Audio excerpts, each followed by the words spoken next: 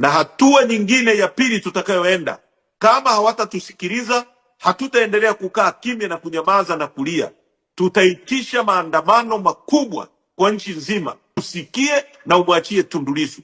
Mwaka mzima umepita, hatuwezi tena kuendelea kukaa kimya, kuwataka wao kwa huruma yao waone mpaka lini watakapoamua kwa furaha yao kumwachia Lissu. Tutakwenda hatua ya pili, na sisi chama tunataka kwa kuanza hiyo kampeni ya kwenye platform zote iwe kubwa ya kutosha, ili kuwapa awareness wa Tanzania.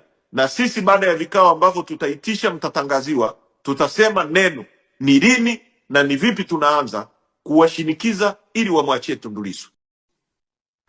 Jambo langu kwako wewe kijana unayetuona, unayedai kwamba unatuunga mkono, sio kusemea chini chini.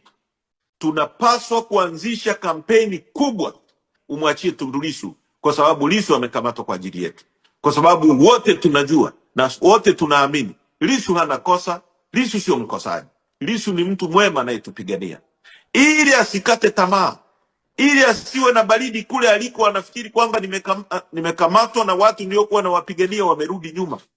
Tunapaswa kuanzisha sasa, kuanzia leo, kampeni kubwa kwenye kila platform, kwenye Facebook, kwenye Instagram, kwenye TikTok, kwenye Twitter, ya kumdai Lissu.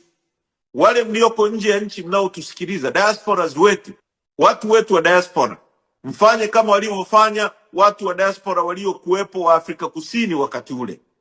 Vijana wetu mlioko ndani ya nchi, tuandike vipeperushi visambae kwenye masoko,